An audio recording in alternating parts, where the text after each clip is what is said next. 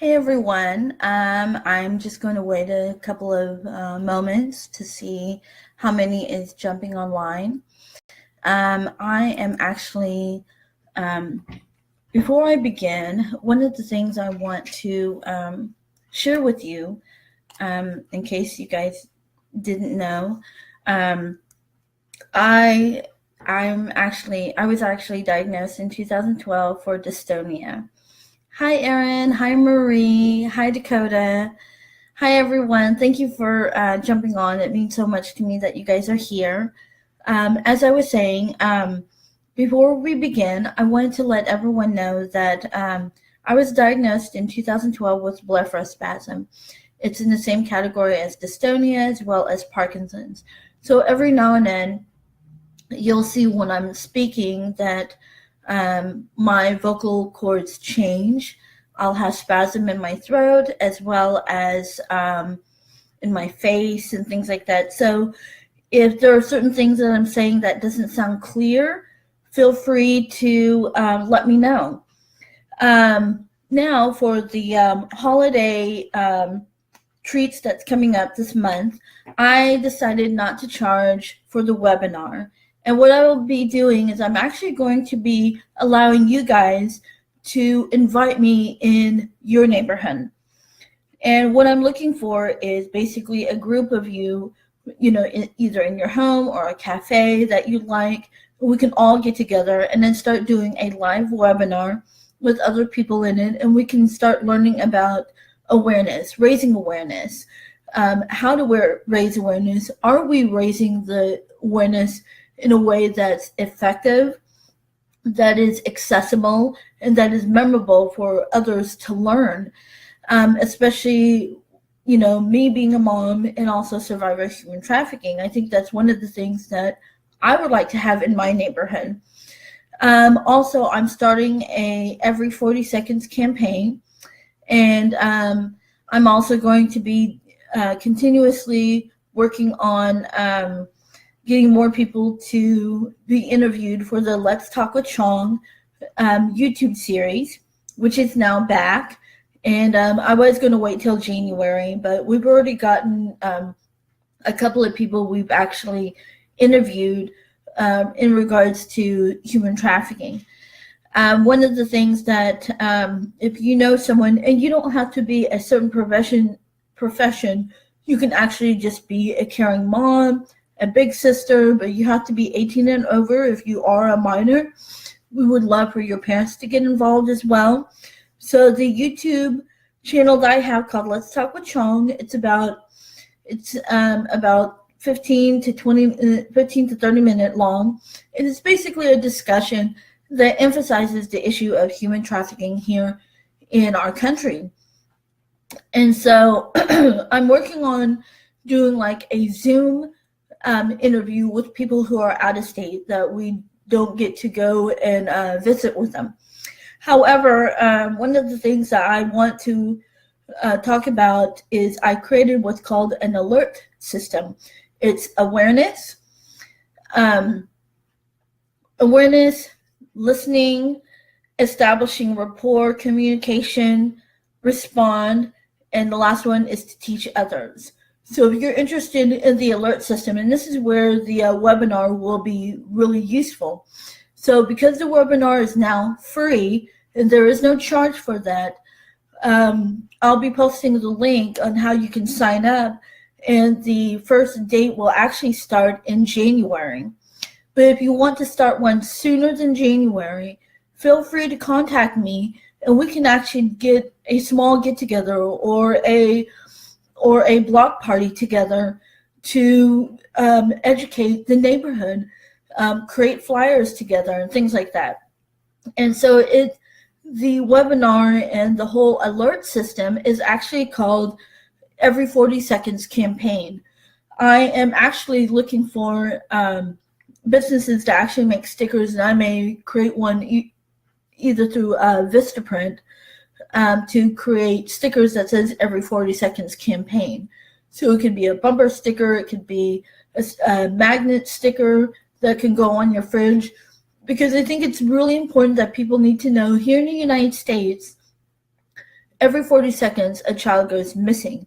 1 in every 8 child ends up in the servitude of sexual exploitation, labor trafficking, organ trafficking, and even black market adoption. These are things we don't talk about. When the media shows us that a girl is kidnapped, it's always result in prostitution. That's not the only demise that the trafficking ring is used for. It's also used for labor trafficking, for children who are in um, at-risk situations. Like, some of them can be foster homes, some of them can be even in their own homes, or even in a school, or in other facilities where they're being used to do a lot of work and no pay. And this is outside from chores, which I can talk a little bit more about that, because I've actually had parents ask me, what is the difference between chores and what is the difference between labor trafficking when it comes to our kids? Well, one of the things that I remember as a kid, and when I gave my son chores, I would tell him these are things that are required, like cleaning up your room, picking up your own mess, doing your own laundry. I wanted my son to learn how to do his own laundry so he's not dependent on me. Now, other things, like if he wanted to get a new bike, what I would encourage my son is to, spend no more than 4 hours during the summer mowing other people's lawn and earning that money. And then when he would get done, I would also make sure that he packed as many water bottles so that way he stays, I guess it's dehydrated. Anyways, so these are things that you can look at. Now, when it comes to labor trafficking, I'll give you an example. When I was in another home, and by all means, I don't want to talk negatively about foster care, because there are some foster parents that really care about the kids. But the ones that I've been in, unfortunately, me and my foster sister, we literally had to do the house cleaning, the mopping, the dishes, everything from the moment we got home from school. And we didn't get done until 2 a.m. in the morning. It had to be completely done. That is labor trafficking. We never got our shoes. We never got socks, things like that. So it's really important that we know the difference between what are chores to give to our kids to set certain responsibility versus labor trafficking. So, and also, my mom and dad had stores. I didn't really work in the cashier department, but every now and then I would step out. My dad would teach me, but my father was also there. Even though my dad's store, opened from 8 a.m. through, 7 p.m., but I was not forced to work at his store. Me and my sister, we went outside and played, things like that. So it's really important that we distinguish the difference between what is human trafficking and labor among our children versus what are chores. The other thing is, and that's another reason why I wanted to create the alert system for awareness. We're learning about how are we raising awareness? What type of things are we utilizing? When we're giving research, are we backing that up with actual data, or are we Googling the numbers and just hitting, screenshots or things like that? I think it's really important that we need to learn this. The other side of it is, what type of awareness are you engaging in, among your friends? Even if you're going out to dinner with a bunch of girlfriends and you say, hey, you know what, are we raising awareness when we're going to restaurants? Are we looking around? Are we noticing anything that's unfamiliar or something that doesn't feel right? When we're going to a restaurant, I was actually at Walmart, and I saw this young girl that did not look like she was an adult. And I saw this older man. And something just didn't feel right. And so I told the store manager my suspicion, and I just said, can you just do a wellness check and make sure that they're okay and see if the girl needs any help? So it's things like that we need to be aware of around our surroundings and things like that. And also, after awareness, we're going to learn about listening, how to listen. And it's more than just listening with our ears, but also with our eyes, with our instinct. A really good friend of mine named John Douglas, he actually wrote a book called Anyone You Want Me to Be. It's a really good read. It was actually the first serial killer that was online for cyber stalking. And John Douglas has recently launched his TV series called Mindhunter, which you can see on Netflix. A long time ago, when I bought the book, Anyone You Want Me to Be, one of the key components that John Douglas had made in his book is that when we invite people in our home, do we invite the whole world into our home? We don't. And so it's really important that we use our listening system from our eyes, our ears, and even, our atmosphere, our personal boundaries. And I think that's really important that we need to hone in on that. Have you ever been in a situation where you met someone and you said, oh my gosh, I don't know what it is about that person, but I just don't like them? Well, many times we don't realize what it is, but it could be our vibe telling us, you know what, we need to listen to that, not completely ignore it. And so when we have that, when we are on the internet, when we're on our smartphone, or especially our kids, that intuition is blocked.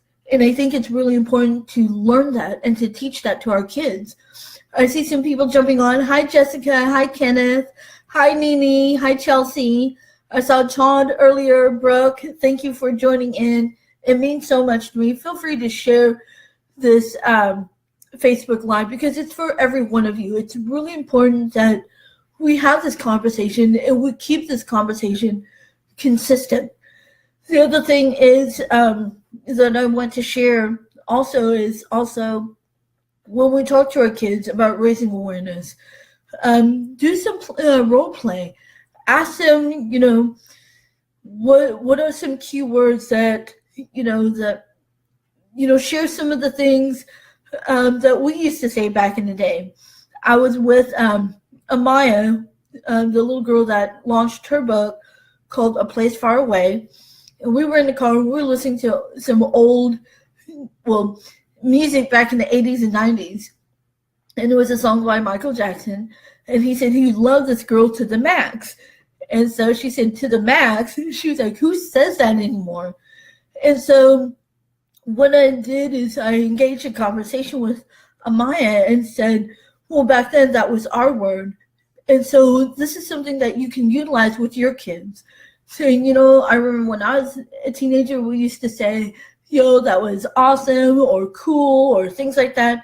And then you can engage in a conversation with your kids.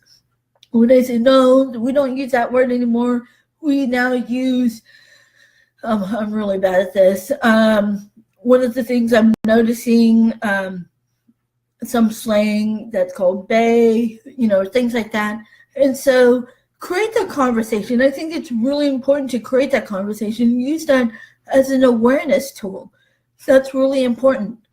So anyways, just to let you know, my book is still on sale all the way through the 17th.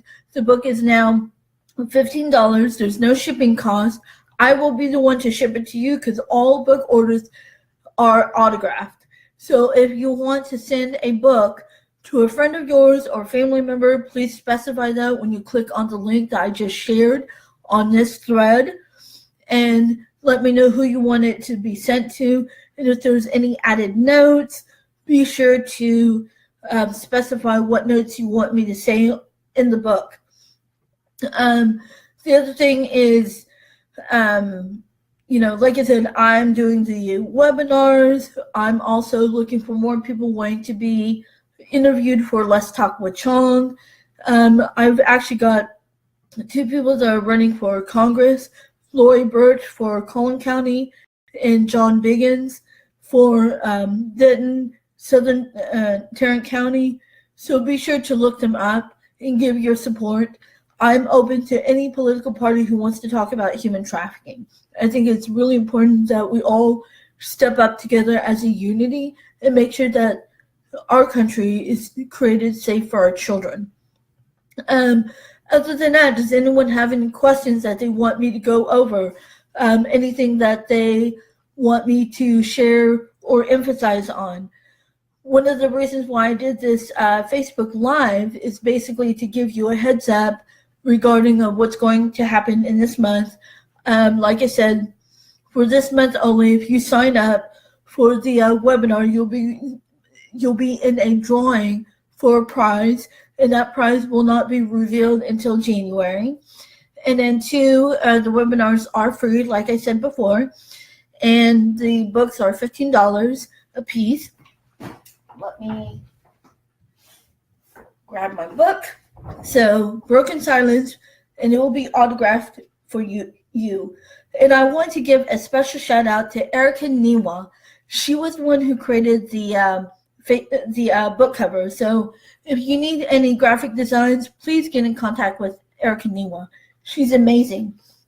And this is the back of the book. And I basically published this on my own. And I'm also going to be on the Author's Lounge tomorrow. So I'm really excited with Cheryl Grace. And I'll be reading some of the excerpts from my book. And be sure to tune in on the Author's Lounge through Fishbowl Radio.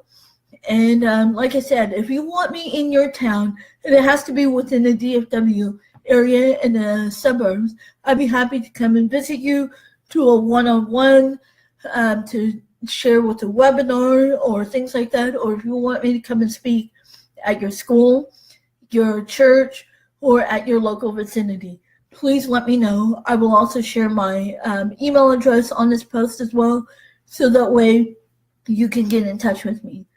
But for now, thank you so much for joining in. And like I said, feel free to share this post, and we'll talk more about awareness through the webinar on a more extensive settings. And I'm going to be creating a curriculum.